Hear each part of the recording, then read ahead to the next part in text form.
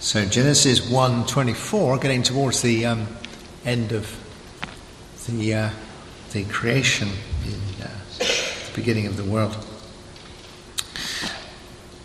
Then God said, "Let the earth bring forth living creatures after their kind, cattle and creeping thing and beasts of the earth after their kind," and it was so.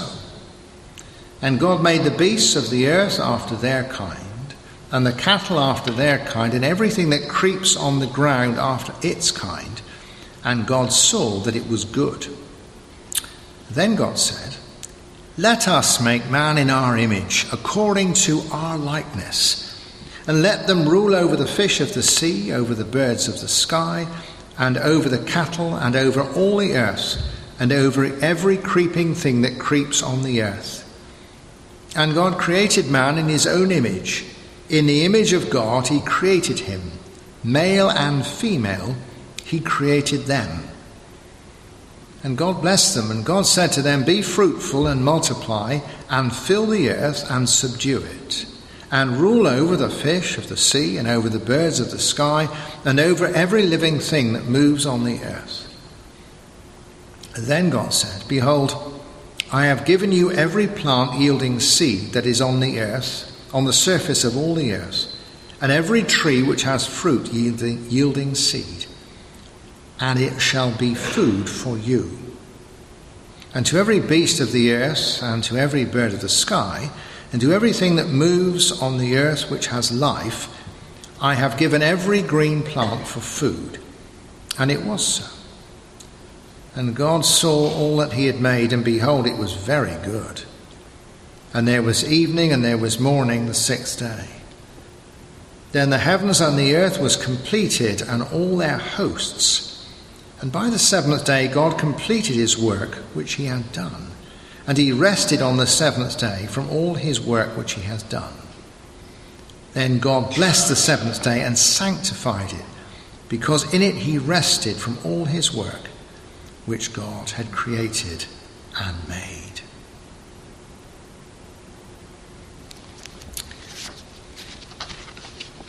So verse 27 then, "And God created man in his own image. In the image of God he created he him.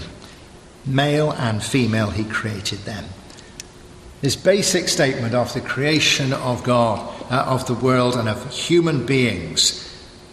We've had a whole sequence of God creating everything around it. We've got the planets, we've got the sun, the moon, we've got this planet, we've got the earth itself, then we've got the land and the sea, and then we've got all the plants, and we get the fish, and we get the birds, and then we get the animals, and all that sort of thing. And then he says,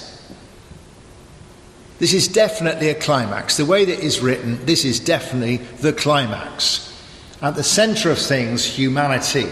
We need to hear this at the beginning, because there's a tendency with political correctness and with some justification for the mess that humanity's in to say, oh, you know, we are the problem, we're not the centre of things at all. We are the marginal inconvenience to the rest of the creation, that humanity is not a good message news at all. And anyway, listen to the astronomers, we are a small race on a small planet in a small solar system of a rather quiet part of the universe. So the idea that we might be at the centre of things, not because we have crawled to the top of the dung heap, but because God has put us there, is a radical thing these days. You may have said, sort of, to some extent, when you had sort of rather triumphalistic Victorians believed in that sort of thing anyway. We are the centre of everything sort of thing. It's not that, but God has made us to be the centre of everything. It is a privilege, it is a duty, it is an honour, it is sometimes a burden, but that's where he's put us, and that's where we need to be, rather than sloping off on one side and saying, oh, not much of it really, and we don't count for much. You think that this morning. So much of society, so many of the things that go on, so much of the media will marginalise you. So much of you will make you sense of being apologetic about being you. Actually, man is made, God shows his maximum enthusiasm. Let us make, he says. And not only at the centre of things, but if you like, at the pinnacle of things. because he has put us there with an affinity to himself and made all things for us. In other words, he won't make us till everything else is in place. I was Friday afternoon, I was running around the harbour at Mousehole there. It was grey and it was quiet. There was nobody there, really. But the tide was out, so the sea was out as well. But actually, on the beach, there was young mum and dad, and there was a toddler of about 2.5, pottering around, discovering the beach, doing a bit of digging, doing a bit of sitting down, doing a bit of standing up, and brilliant, really.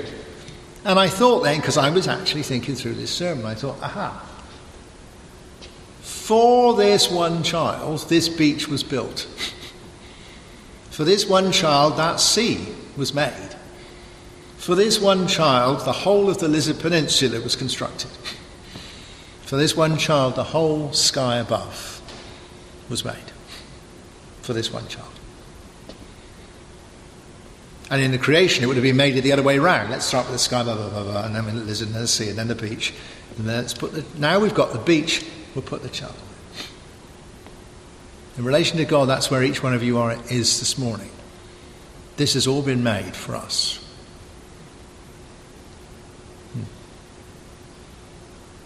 That's encouraging, really. And then he says, not only will we put him at the centre of things, but we will give him affinity to us. And God created man in his own image. There is no myth in this, and there is no metaphor in this. It's not like this or like that or an illustration.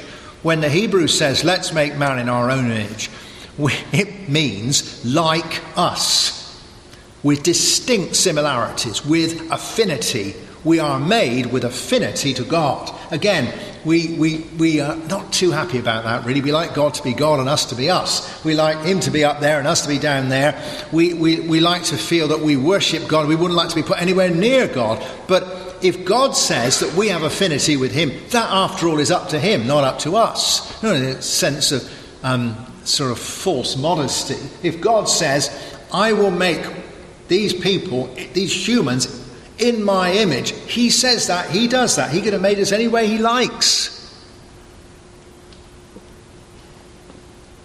And affinity does not mean the way I was brought up to think, that we are like the animals but we've got a soul. If you think of it in that narrow way, which is the way I was brought up to believe, it's a bit like having a gorilla with a mobile phone. It's all the same really, but you can talk and receive messages from somewhere else. So your soul is just sort of planted into the material, physical mammal that you are. But the Hebrews don't think like that at all. Affinity means a much broader thing, much more like God in his character, in his nature.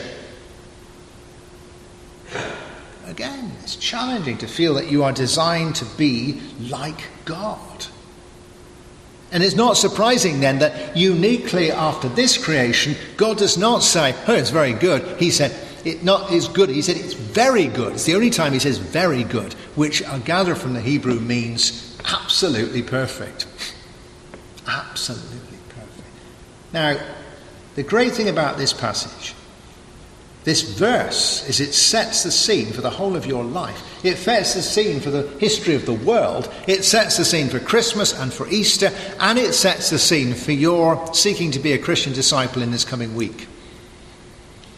In very broad terms, because it shows you where you've started, it shows you where you've fallen from, and it shows you where Jesus is bringing you back to be like God. And very good it is as well, or it should be. It makes a lot of sense then, if we are godlike, to be put in control of the world, to rule over the whole world.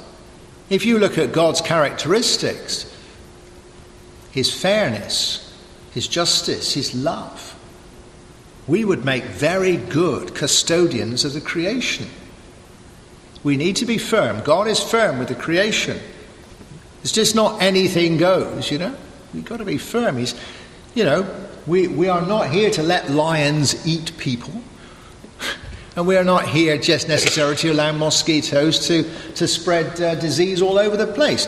We have a firm line. We are custodians, but also just and also loving and caring for the whole of the creation. Couldn't be much greener than that. But clearly that is very good, very natural. If we are like God in characteristics, who better to be put in charge of looking after the world? And he speaks on another sense of the very intimate of the whole idea of gender. He made them man and woman, male and female, made he them. And you get a sense there of just in a very basic that these two are built equal, totally distinct, and united, which is very much within the character of God if you think about the Trinity. Equal, united, and distinct. And God, out of his own nature, makes gender. But how good it is to have gender if it is equal and if it's united in love. And then he creates the Sabbath. Now, he doesn't do that because he's tired. And he doesn't do that because he needs to do something in the last day. Nobody said there needed to be 7 days in the week. We ain't got there yet. We could have had a 6-day week. Wow. That's a thought, isn't it? Perhaps that would make Christmas come even quicker. But, he hasn't got a spare day. He creates a day. In fact, the Hebrew doesn't say after he finished everything, he rested. In fact, there's a real sense that the seventh day is a completion.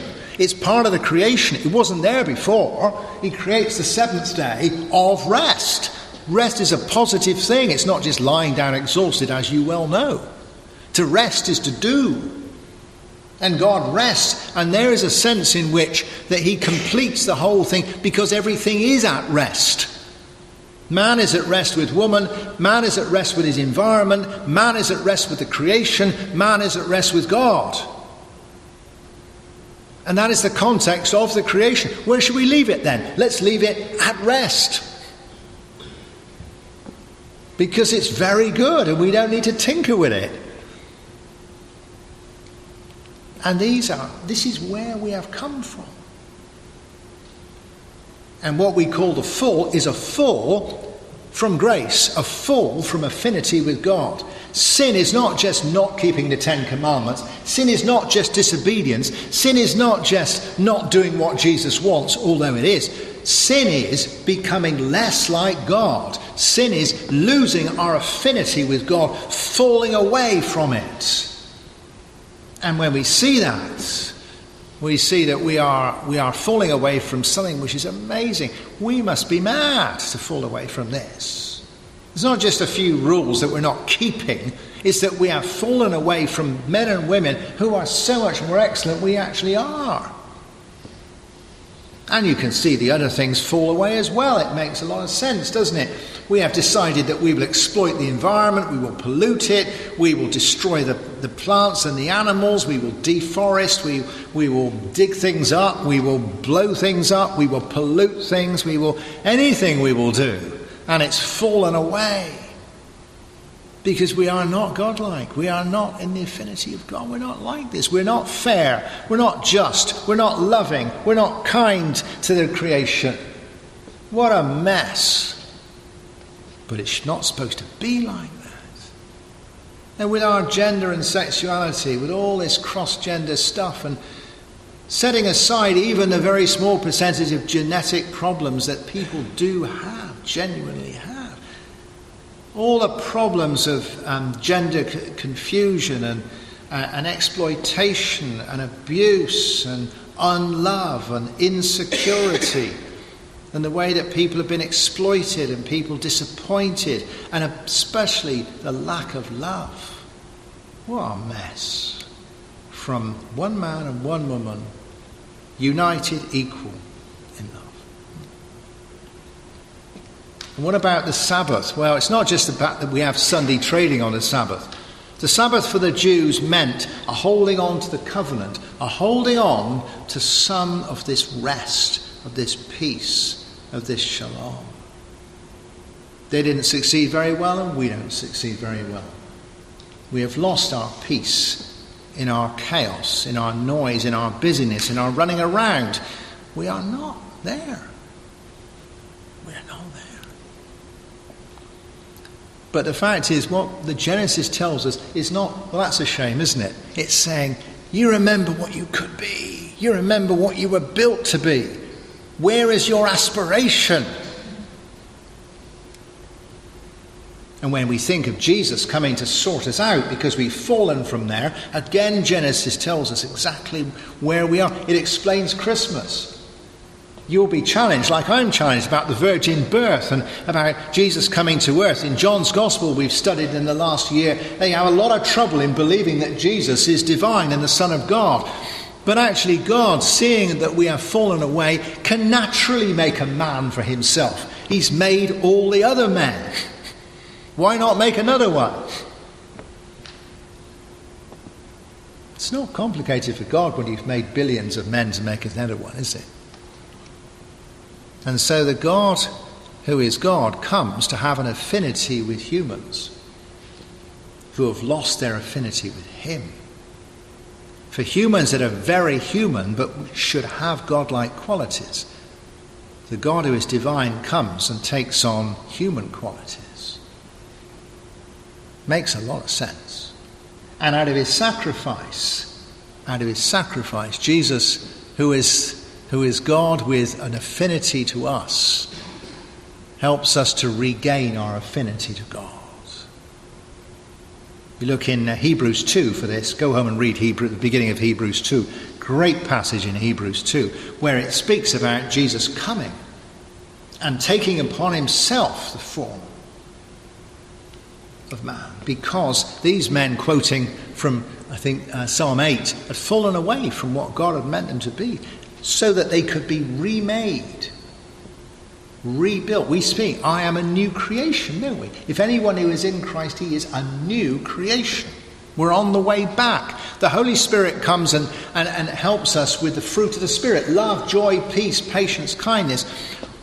Who does that remind you of? It reminds you of Jesus, who reminds you of God. He's putting you back together again. And so the gifts of the Spirit, our abilities, our ability to change and to do things and to make things, and the power to do them. And so again, our relationships can be remade and gender can be repurified for God, and our relationship with the environment can be remade and put back together again. And whereas when Jesus comes to Sabbath, they're just hanging on to the Sabbath, aren't they? He becomes their Sabbath. He says, I am the Lord of the Sabbath. My peace I give to you. Rest in the Lord. Don't rest on a Sunday. He becomes a new Sabbath. And so there is a rebuilding here. But Genesis reminds us that it is a rebuilding. It is not a building.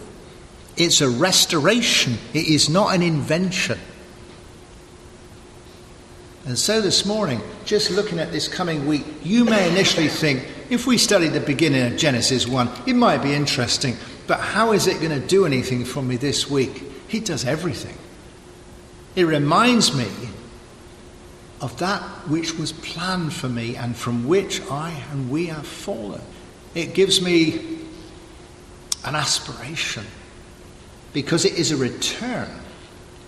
Too often I think that what Jesus calls us to is Superman. I need to be like this. I need to try. And I never remember being like this. There was never a honeymoon period in my life when I was nice. And so I'm thinking, what would it be if I was like this and this and this? I don't know how it could be. When they sometimes say about one of these great ancient buildings, a stately home, it's going to be spend billions upon it, and it's going to be restored to its former glory, it says, doesn't it? Restored to its former glory. This is what Jesus seeks to do for us, to restore us to our former glory. Not because personally we were ever wonderful, but because as humans, we have fallen from a former glory.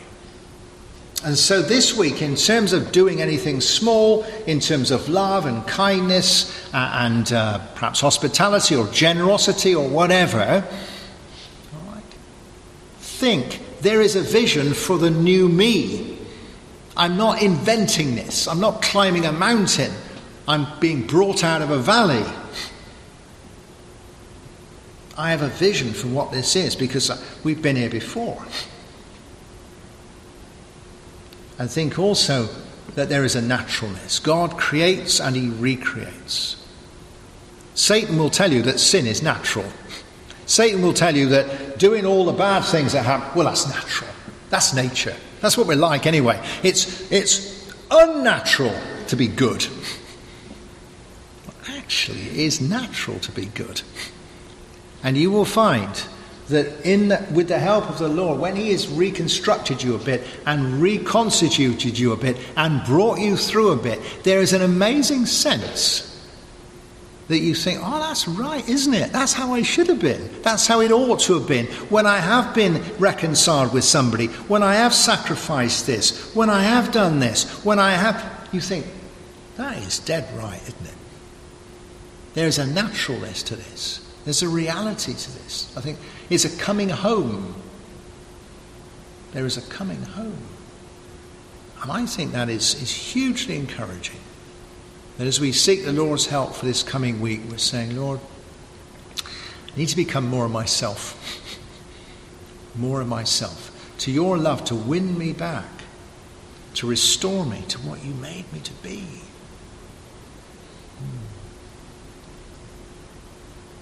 Band are going to come and play for us now.